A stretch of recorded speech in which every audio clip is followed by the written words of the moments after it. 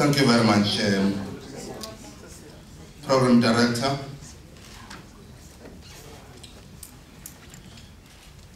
Let me begin by conveying an apology on behalf of the Honorable Premier Dr. Z.L. Mkhize, who had initially wanted to be part of this very important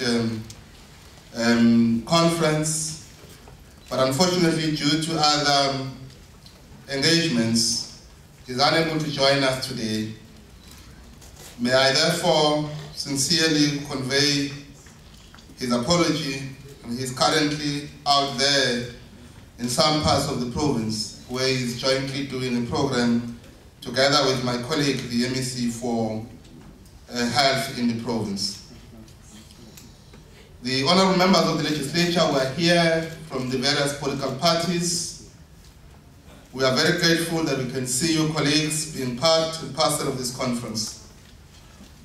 The head of the department, Ms. Carol Kutsi, the distinguished speakers that have been introduced to you, all of them without exception, the leaders of the various societal formations that are amongst our midst in this conference, traditional leaders that are present here, academics and experts who are also part of this very prestigious conference, graduates and future leaders of our nation, and all protocol observed. It gives us the pleasure as the Ministry of Economic Development and Tourism to welcome you to this, the second Moses Kotane Ubuntu Conference. Last year, we convened the inaugural Ubuntu Conference to look at how we can harness this philosophy, to be our guiding light as a nation, trying to fashion a new future out of the debris of our sad past.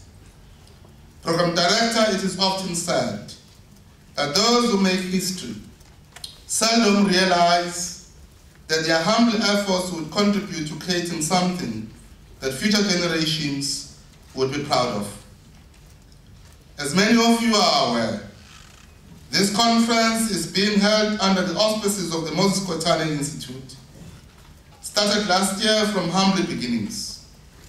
It gives us happiness that this year it has grown in leaps and bounds, and in many ways, this serves as a vindication of the correctness of our decision to start a forum of this magnitude to create a space for us to look at how we can exploit the concept of Ubuntu for the benefits of all of our people.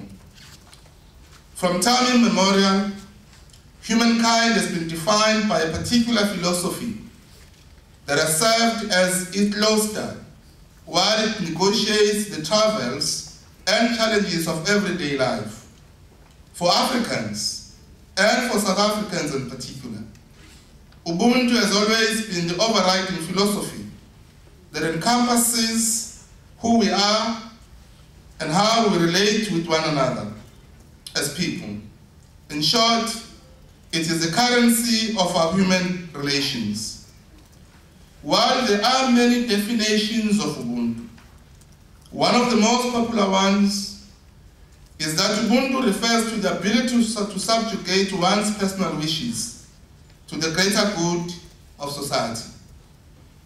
Embedded in the philosophy of Ubuntu is the understanding that no man or no woman or no person exists in an island, and that our survival as a people is inextricably linked.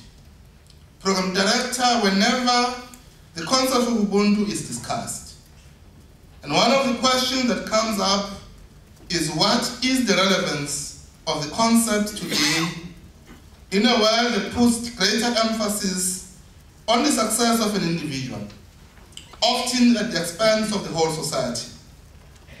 In a world which glorifies individual accomplishment, where everyone is the sum total of one's achievements, is Ubuntu still relevant? These are the questions that we need to answer as we gather here today to deal with the concept and the issue of Ubuntu. Critically, ladies and gentlemen, we need to discuss how we can use Ubuntu as a thread that weaves through all our daily experiences, as opposed to an abstract pie-in-the-sky concept that is the fetish of armchair intellectuals and those who only can read the books and read history. Program Director, we accept that Ubuntu is relevant today, more than any other time in the evolution of mankind. Since the advent of the Industrial Revolution, there is no denying that human beings have made more strides than at any other epoch in history. However, there is no doubt that for each and every progress mankind has made, it has come at a heavy price for the sustainability and the durability of life as we know it. Often our advancement has spawned forces that at times threaten to wipe us off the face of the earth. It is scientifically proven and an ecological fact that Africa is the cradle of mankind. In the same vein, it is also well known that while Africa is the genesis of all forms of life, the continent is still mired in underdevelopment, and its march towards a better future and stability is being undermined by all manner of social ills. The same can be said of all the parts of the world. The world, despite violent efforts by the progressive forces, is in crisis. However, Program Director, we believe that at the time when the world's insatiable drive for progress is threatening the survival of mankind itself, it is fitting that the world should look at Africa, or to Africa, the cradle of humankind, for answers to some of the world's challenges. It was Steve Biko who once wrote thus, "In rejecting Western values,